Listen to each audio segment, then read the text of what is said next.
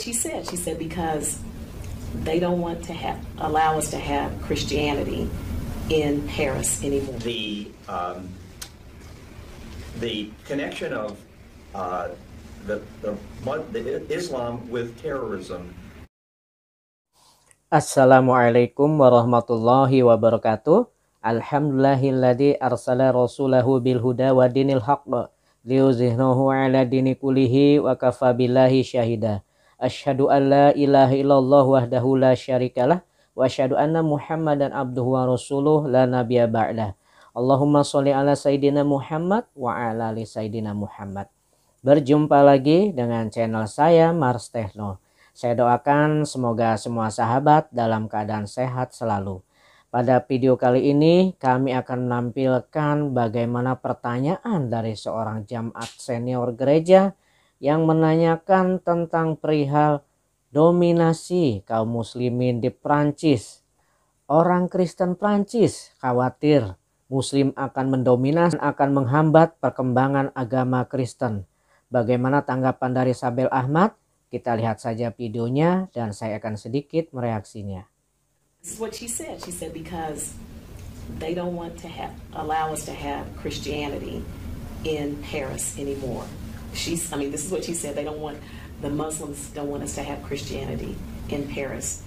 So some of the Europeans feel like, oh, there are so many Muslims coming into the countries of Western Europe that they don't want to allow Christianity to flourish, which it doesn't flourish that much anyway in Europe. So what would your response be to that? My response would be, let's buy her a ticket and make her come here so she can listen to this lecture. Yeah, I'm serious. Agree. No, I don't doubt that. Just think about this, right? Muslims are like maybe 2% in France, maybe 10%, 5%. They're minority in there. They're not even into politics. It's not a Muslim president of their prime minister of there, right? Okay. How can Muslims stop Christians or Christianity or do anything to do away with the constitution? The constitution of France, as I assume, give freedom to establish church and practice faith and spread the faith. How can Muslims stop anyone from doing that, by the way? You know, many times we hear about this no-go Sharia zones. That means there's like fake news, right? About England and about in Detroit and Dearborn that Muslims have this land around the mosque which is like Sharia compliant and no non-Muslims can come. But when news channels, when they went there, they found out that Christians, Muslims, Jews all be living together there. I mean, we can always expand on it. Even if Muslims, for example, for the sake of argument, suppose if the news is true, even then they're going against the teachings of Islam. Sure. Even if Muhammad, peace be upon him, if he allowed the flourishing of the synagogues and the churches when he was alive, when he was ruling, how can any Muslim goes against that? So I think it's important for us to know that some Muslims, out of their ignorance, even if they are like doing anything bad, we should not judge all of Islam or all the Muslims for that example by the actions of a few misguided bad apples. You know, when I was in India, I used to hear so many negative things, right? Some things are true, some things are not. Like, for example, even if a person in any country outside of the US, if we hear some of the statistics of this country, for example, 93,000 rapes in this country each year, wow. And this is only reported rapes. 40,000 suicides, right? Since 2001, 406,000 killings, 1,000 I'm saying, right? 406 killings by shooting. Racism is rampant. But I would say to my Muslim friends, this is not a reflection of Christianity. If some people, if they follow Christianity, that means they are doing it. It's a human problem. We should blame those people. We should blame those laws. But we cannot blame that faith that they are supposed to reflect. So in case if that news is true, for example, even then, those are not the teachings of Islam. But I doubt if that news is true. I doubt. And I greatly appreciate what you're saying because I feel extremism in the Christian faith, extremism exists just like it does in the other faith traditions, and it's unfortunate that they get the attention, and some of them unfortunately move into power and do things when they really haven't studied the religion. They've been told and they think certain things, and it causes a lot of pain and destruction. So I think what you all are doing here, as far as information and education and dialogue, is so helpful and greatly appreciated. Can we have a quick, what you got from today's lecture? I will give you the mic. That will really help us. And also we want to have more such interactions in other libraries, in other churches and synagogues and mosques. And it's so important that if all of you can also invite us or we can share education information, it will help us. So let's start from our pastor.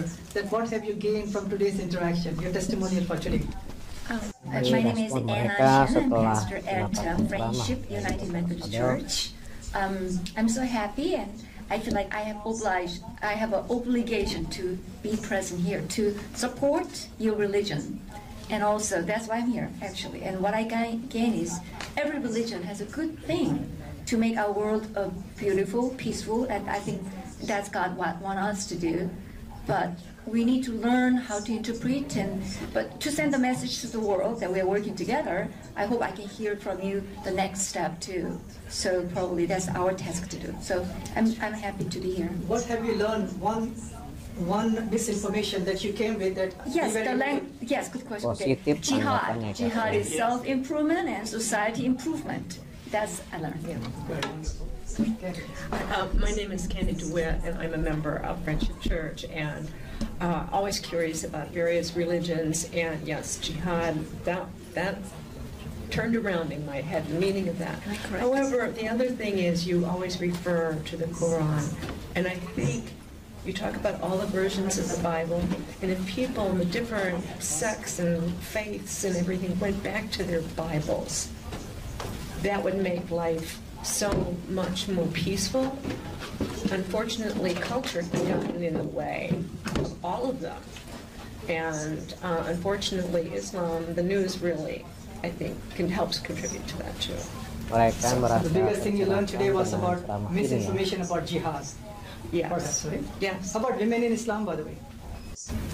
No, I guess I felt as though, either I didn't really think about it, or I just sort of accept, when I see women out there, it is interesting, and I'm surprised all the rights you listed that go all the way back to the 7th century, though.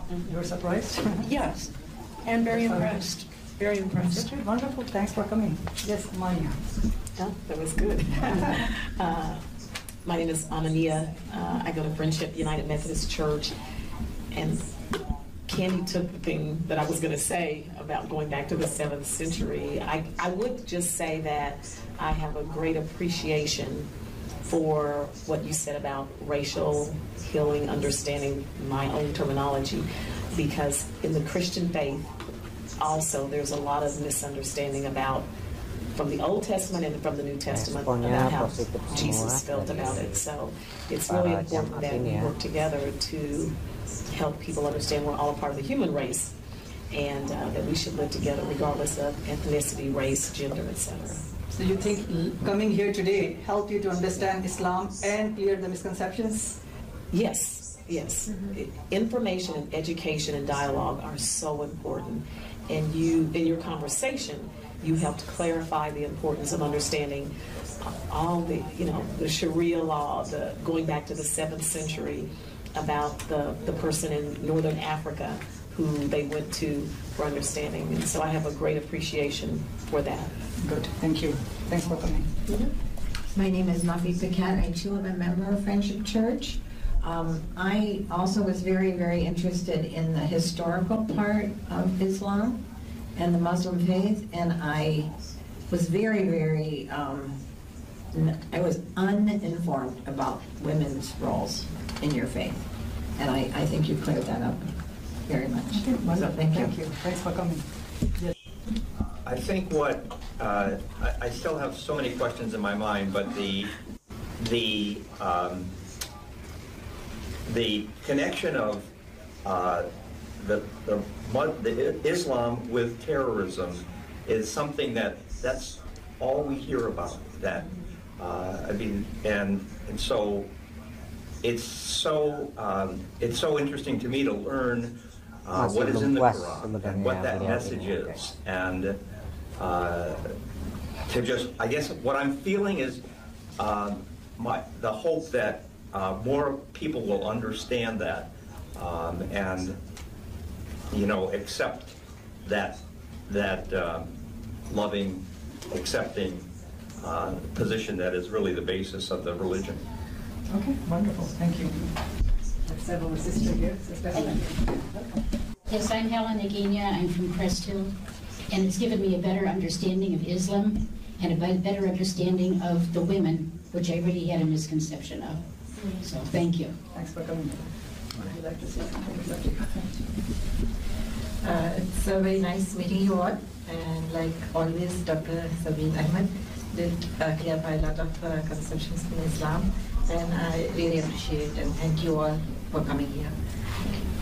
Masya Allah, penjelasan yang sangat mudah dimengerti oleh mereka. Dengan kecerdasan yang dimiliki oleh Dr. Sabel Ahmed, dia menjawab semua pertanyaan dari jamaat gereja senior ini.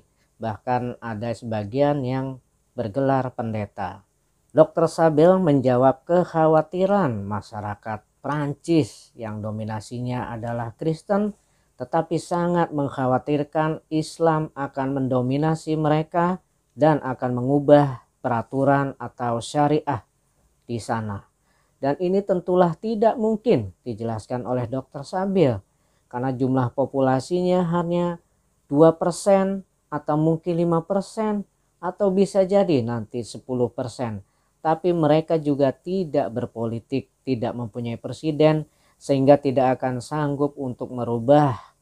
Dan di satu sisi mereka juga tercerahkan apa yang namanya jihad. Jadi mereka selalu mendengar kata-kata yang sangat menakutkan dari umat Islam, yaitu jihad.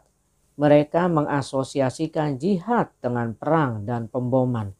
Tapi dijelaskan oleh Dr. Sabel Ahmed bahwa jihad adalah perjuangan. Perjuangan apapun. Perjuangan menuntut ilmu, menyebarkan Islam, perjuangan membuat orang lain senang, dan lain-lainnya. Jadi intinya adalah sebuah perjuangan, bukan hanya perang. Di satu sisi, Dr. Sabel Ahmed juga dari episode sebelumnya menjelaskan tentang peran wanita dalam Islam yang tentunya tidak kalah penting dari laki-laki. Ini telah dimulai sejak abad ke-7 Masehi atau awal dari datangnya Islam. Islamlah yang mengangkat harkat dan martabat kaum wanita di zaman jahiliyah sebelum Islam. Sebagaimana kita ketahui di Arab jahiliyah, ketika mereka mengetahui istrinya melahirkan seorang wanita, maka dengan tidak segan-segan mereka mengambilnya dan menguburnya hidup-hidup. Coba dibayangkan, jadi kondisi zaman jahiliyah dulu wanita sangat tidak dihargai. Tetapi dengan hadirnya Islam, wanita dimuliakan. Mungkin itu saja sedikit reaksi dari video ini. Mudah-mudahan bermanfaat. Wabillahi taufik wal hidayah. Wassalamualaikum warahmatullahi wabarakatuh.